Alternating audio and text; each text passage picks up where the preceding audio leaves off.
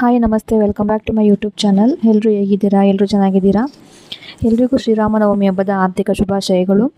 ಹಾಗೆ ನಮ್ಮ ಮನೆಯಲ್ಲಿ ಶ್ರೀರಾಮನವಮಿ ಹಬ್ಬನ ಯಾವ ರೀತಿ ಆಚರಣೆ ಮಾಡಿದೆ ಅಂತೇಳಿ ನಿಮ್ಮ ಜೊತೆ ಶೇರ್ ಮಾಡ್ಕೊತೀನಿ. ವಿಡಿಯೋನ ಎಲ್ಲೂ ಕೂಡ ಸ್ಕಿಪ್ ಮಾಡಿದೆ ಕಂಪ್ಲೀಟಾಗಿ ವಾಚ್ ಮಾಡಿ ಸಪೋರ್ಟ್ ಮಾಡಿ.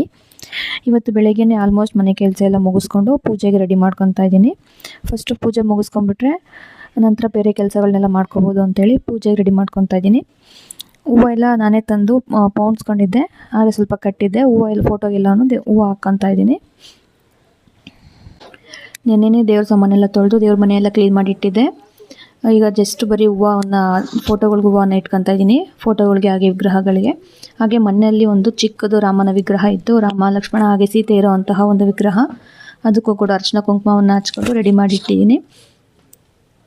ಇನ್ನು ಈ ಹಬ್ಬದಲ್ಲಿ ಇಂಪಾರ್ಟೆಂಟಾಗಿ ನಾವು ನೈವೇದ್ಯಕ್ಕೆ ಕೋಸಂಬರಿ ಹಾಗೆ ಪಾನಕ ನೀರು ಮಜ್ಜಿಗೆಯನ್ನು ಮಾಡ್ತೀವಿ. ಆಲ್ಮೋಸ್ಟು ಎಲ್ಲ ಕಡೆಯೂ ಇದನ್ನೇ ಮಾಡ್ತಾರೆ, ದೇವಸ್ಥಾನಗಳಲ್ಲಾಗಿರ್ಬೋದು ಹಾಗೆ ರೋಡ್ ಸೈಡಲ್ಲೆಲ್ಲನೂ ಪಾನಕ ಮಜ್ಜಿಗೆ ಹಾಗೆ ಕೋಸಂಬರಿಯನ್ನೇ ಕೊಡ್ತಾ ಇರ್ತಾರೆ. ಇನ್ನು ಪೂಜೆಗೆಲ್ಲ ರೆಡಿ ಆಯಿತು. ಈಗ ಮೇಯ್ನಾಗಿ ನೈವೇದ್ಯಕ್ಕೆ ರೆಡಿ ಮಾಡ್ಕೊಬೇಕು. ಇಲ್ಲಿ ನೈವೇದ್ಯಕ್ಕೆ ರೆಡಿ ಮಾಡ್ಕೊಳ್ಳೋಣ ಅಂತೇಳಿ ಬಂದಿದ್ದೀನಿ. ನಾನು ಒಂದು 2 ಅವರ್ ಮುಂಚೆನೇ ಹೆಸರುಬೇಳೆಯನ್ನು 1 ಕಪ್ ಆಗೋಷ್ಟು ನೆನೆಸಿಟ್ಟಿದ್ದೆ, ಚೆನ್ನಾಗಿ ನೆಂದಿತ್ತು. ಈಗ ಅದನ್ನು ಇನ್ನೊಂದು ಸರಿ ತೊಳ್ಕೊಂಡು ಹೆಸರುಬೇಳೆ ಹಾಗೆ 1 ಕಪ್ಪಷ್ಟು ಕಾಯಿ ತುರಿ, 1 ಕಪ್ಪು ಕ್ಯಾರೆಟ್ ತುರಿ, ಹಾಗೆ ಸಣ್ಣದಾಗಿ ಹಚ್ಚಿರೋಂಥ ಸೌತೆಕಾಯಿ, ಒಂದು ಹಸಿಮೆಣ್ಸಿನ್ಕಾಯಿನ ಸಣ್ಣದಾಗಿ ಹಚ್ಚಿಟ್ಕೊಂಡಿದ್ದೆ, ಅದು ಮತ್ತು ಕೊತ್ತಂಬರಿ ಸೊಪ್ಪು, ಇಷ್ಟನ್ನು ಸೇರಿಸಿ ಚೆನ್ನಾಗಿ ಮಿಕ್ಸ್ ಮಾಡ್ಕೊತಾ ಇದ್ದೀನಿ. ಇದೆಲ್ಲ ಮಿಕ್ಸ್ ಆದಮೇಲೆ ಕೊನೆಯದಾಗಿ ಸಾಸಿವೆ ಮತ್ತು ಕರ್ಬೇವಿನ ಸೊಪ್ಪನ್ನು ಹಾಕಿ ಒಗ್ಗರಣೆ ಮಾಡಿಕೊಂಡ್ರೆ ಕೋಸಂಬರಿ ರೆಡಿ ಆಗುತ್ತೆ. ಇನ್ನು ಇಲ್ಲಿ ಪಾನಕಕ್ಕೆ ಅಂತೇಳಿ ನಾನು ಆರ್ಗ್ಯಾನಿಕ್ ಬೆಲ್ಲನ ಯೂಸ್ ಮಾಡಿದ್ದೀನಿ. ಪಾನಕಕ್ಕೆ ಬೆಲ್ಲಕ್ಕೆ 2 ಗ್ಲಾಸಷ್ಟು ನೀರನ್ನು ಹಾಕಿ ನೆನೆಸಿಟ್ಕೊಂಡಿದ್ದೀನಿ.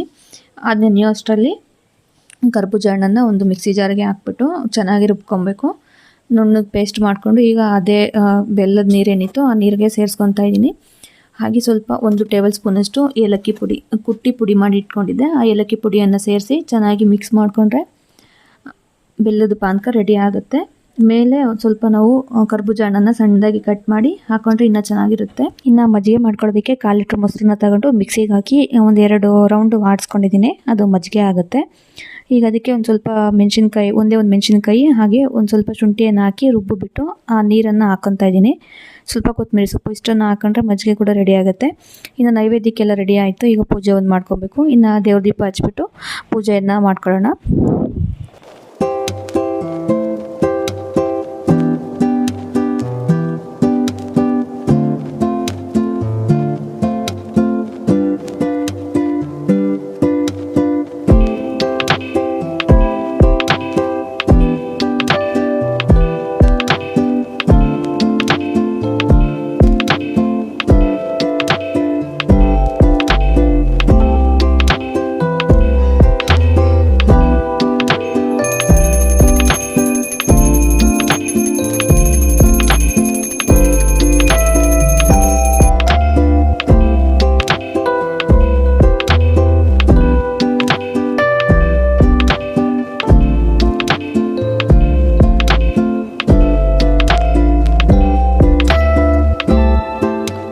ಇನ್ನು ಪೂಜೆ ಎಲ್ಲ ಮುಗೀತು.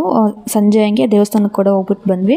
ಇನ್ನು ನಿಮ್ಮ ಮನೇಲೆಲ್ಲ ಶ್ರೀರಾಮನವಮಿ ಹಬ್ಬದ ಆಚರಣೆ ಹೇಗಿತ್ತು ಅಂತೇಳಿ ಕಮೆಂಟಲ್ಲಿ ತಿಳಿಸಿ. ನಿಮಗೆ ಈ ವಿಡಿಯೋ ಏನಾದರೂ ಇಷ್ಟ ಆಗಿದೆ ಲೈಕ್, ಶೇರ್ ಆ್ಯಂಡ್ ಕಮೆಂಟ್ ಮಾಡಿ. ಹಾಗೆ ಇನ್ನು ಯಾರಾದರೂ ನನ್ನ ಚಾನಲ್ನ ಸಬ್ಸ್ಕ್ರೈಬ್ ಮಾಡದೆ ನೋಡ್ತಾರೆ ಪ್ಲೀಸ್ ಸಬ್ಸ್ಕ್ರೈಬ್ ಮಾಡ್ಕೊಂಡು ನೋಡಿ. ನಿಮ್ಮ ಫ್ರೆಂಡ್ಸ್ ಆ್ಯಂಡ್ ಫ್ಯಾಮಿಲಿ ಜೊತೆ ಶೇರ್ ಮಾಡಿ, ಸಪೋರ್ಟ್ ಮಾಡಿ. Thank you for watching. ಮತ್ತೆ ಸಿಗ್ತೀನಿ ಇನ್ನೊಂದು ವಿಡಿಯೋ ಜೊತೆ.